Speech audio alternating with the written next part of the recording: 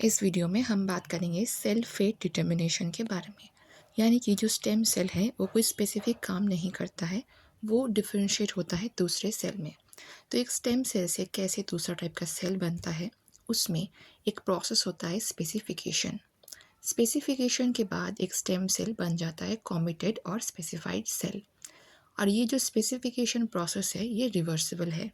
यानी कि अगर कोई स्टेम सेल पहले स्पेसिफाई करता है कि ये रेड ब्लड सेल बनेगा, लेकिन बाद में किसी और के कांटेक्ट में या मॉर्फोजन के कांटेक्ट में आकर ये अपना स्पेसिफिकेशन बदल सकता है, यानी कि रिवर्स कर सकता है। तो फिर कॉमिटेड और स्पेसिफाइड सेल जो है वो रिवर्सिबल है। स्पेसिफिकेशन के बाद कॉमिटेड सेल का होता है डिटर्मिनेशन।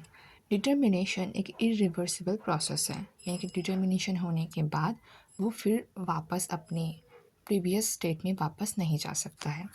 डिटर्मिनेशन के बाद सेल का होता है डिफरेंशिएशन, यानी कि डिफरेंशिएट होके वो एक स्पेसिफिक काम करने वाला सेल बन जाता है। So all differentiated cells are determined, but all determined cells are not differentiated. Stem cell के स्पेसिफिकेशन का 3 टाइप होता है, यानी कि 3 टाइप्स ऑफ स्पेसिफिकेशन होते हैं, जिसमें से सबसे पहला टाइप है ऑटोनॉमस स्पेसिफिकेशन।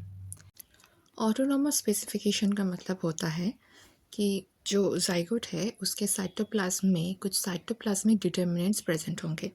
तो जब उसका क्लीवेज होगा तब एक एक सेल को different type of cytoplasmic determinant मिलेगा, और एक एक साइटोप्लाज्मिक डिटर्मिनेंट एक स्पेसिफिक ऑर्गन या स्पेसिफिक चीज़ को बनाता है। जैसे कि यहाँ पे CD1 जो है वो ब्लड बनाता है, CD3 जो है वो मसल बनाता है।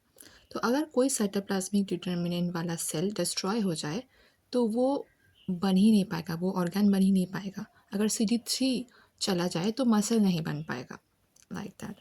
और ये जो साइटोप्लाज्मिक डिटर्मिनेंट होता है ये नॉन होमोजेनसली डिस्ट्रीब्यूटेड होता है। जैसे कि CD1 का कॉन्सेंट्रेशन एक पर्टिकुलर जगह पे ज़्यादा होगा, CD2 का कॉन्सेंट्रेशन कहीं और ज़्यादा होगा, यानी कि ये होमोजेनस नहीं है। मतलब हर जगह CD1 का कॉन्सेंट्रेशन सेम नहीं होगा, किसी एक जगह पे कॉन्सेंट्रेटेड होगा, इसीलिए इसे नॉन होमोजेनस कहते हैं। इसका एक एग्जाम्पल है माचो mRNA, जो ट्यूनिकेट्स में देखने को मिलता है। माचो mRNA की वजह से टेल मसल का फॉर्मेशन होता है। जिन सेल्स के अंदर माचो mRNA प्रेजेंट है, अगर वो सारे सेल्स हटा दिए जाएं तो कोई भी टेल मसल नहीं बनेगा। इस ऑटोनोमस स्पेसिफिकेशन के ऊपर एक एक्सपेरिमेंट किया गया है जिसका नाम है वेस्टमैन्स एंड राउस एक्सपेरिमेंट। इसमें एक जाइगोट लिया गया है जो कि 2 सेल स्टेज में है, यानी कि क्लीवेज हो रहा है, इसमें 2 सेल बना है अभी। तो एक सेल में CD1 प्रेजेंट है, एक सेल में CD2 प्रेजेंट है। तो जो CD1 वाला सेल है उसे डिस्ट्रॉय कर दिया जाता है। तो इसके बाद ये जाइगोट बड़ा होकर जब एम्ब्रियो बनाता है तो एम्ब्रियो का सिर्फ एक ही पार्ट बन पाता है, दूसरा हिस्सा डेड होता है, नहीं बन पाता, क्योंकि जिस हिस्से में CD1 था कहीं किसी और हिस्से में CD1 नहीं था। तो CD1 की वजह से जो बन सकता था वो नहीं बन पाया। So half embryo is formed because cytoplasmic determinant is non-homogeneous. अब आते हैं कंडीशनल स्पेसिफिकेशन में। कंडीशनल स्पेसिफिकेशन में जाइगोटिक साइटोप्लाज्म के पास ऐसा कोई इन्फॉर्मेशन नहीं रहता है कि कौन सा सेल क्या बनाएगा इन फ्यूचर।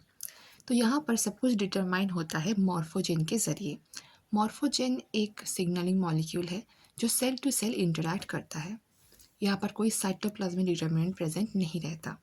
तो जो सेल्स हैं वो एक दूसरे के साथ कम्युनिकेट करके मॉर्फोजेंस रिलीज़ करके एक दूसरे को इन्फ्लुएंस करके डिसाइड करते हैं कि कौन सा सेल कौन सा ऑर्गन बना सकता है। इसके ऊपर एक एक्सपेरिमेंट है जिसे कहते हैं ड्रिस्ट एक्सपेरिमेंट, जो जिस साइंटिस्ट ने किया था। यहाँ पर जो जाइगोट प्रेजेंट है, इस जाइगोट का 4 सेल स्टेज को लिया गया है। मतलब वो क्लीवेज हो रहा है जिसमें से 4 सेल बने हैं। इन चारों सेल को एक दूसरे से अलग कर दिया जाता है। अलग करने के बाद देखा जाता है कि हर एक सेल से एक फुल एम्ब्रियो बन रहा है, और ये 4 सेल जब एक साथ थे तब भी ये लोग फुल एम्ब्रियो ही बना रहे थे। ये एक्सपेरिमेंट किया गया था सी अर्चिन के ऊपर। तो ये फुल एम्ब्रियो एक एक फुल कंप्लीट लार्वा बनाते हैं, एक प्लूटियस लार्वा बनाते हैं। तो ये कैसे पॉसिबल है? अगर साइटोप्लाज्मिक डिटर्मिनेंट प्रेजेंट होता तो हर एक सेल पूरा एम्ब्रियो नहीं बना पाता। तो ये पॉसिबल इसलिए होता है क्योंकि यहाँ पर हर एक सेल फुल एम्ब्रियो बनाने के पोटेंट है। तो यहाँ पे कहा जाता है कि perspective potency of an isolated blastomere is greater than the blastomere's actual perspective fate. तो ये जो एक एक ब्लास्टोमियर है, यानी कि जो क्लीवेज के समय जो एक एक सेल बन रहा है, इन सेल्स को अगर अलग कर दिया जाता है तो एक एक सेल एक फुल ऑर्गेनिज्म बना सकता है। लेकिन अगर हम लोग इसे अलग नहीं करते, चारों सेल एक साथ रहते, तो एक एक सेल फुल ऑर्गेनिज्म नहीं बनाता, वो सिर्फ एक ऑर्गेन बनाता। तो यानी कि जो आइसोलेटेड ब्लास्टोमियर है, यानी कि आइसोलेटेड सेल है, उसका पोटेंसी ज़्यादा है। दूसरा, हम कह सकते हैं कि sea urchin embryo is a harmonious equipotential system because its potentially independent parts interact together to form a single organism। यानी कि यहाँ पर जो एक एक ब्लास्टोमियर सेल्स हैं, ये पोटेंशियली इंडिपेंडेंट है, मतलब एक सेल खुद एक फुल ऑर्गेनिज्म को बना सकता है। लेकिन ये लोग जब चारों एक साथ हैं, तब वो एक दूसरे के साथ इंटरेक्ट करके एक सिंगल ऑर्गेनिज्म बनाते हैं। इसीलिए इसे हार्मोनियस इक्विपोटेंशियल सिस्टम कहा जाता है, क्योंकि एक दूसरे के साथ हार्मनी मेंटेन कर रहे हैं एक सिंगल ऑर्गेनिज्म बनाने के लिए, जहाँ की ये खुद भी पोटेंशियली इंडिपेंडेंट है।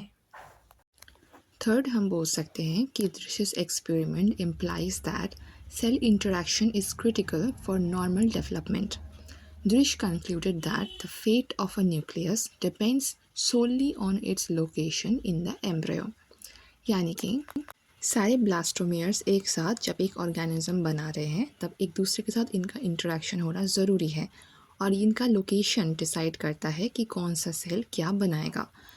एक पर्टिकुलर पोजीशन में बनेगा मसल, एक पर्टिकुलर पोजीशन में हार्ट और स्किन, तो इसीलिए इनका आपस में इंटरेक्शन ज़रूरी है।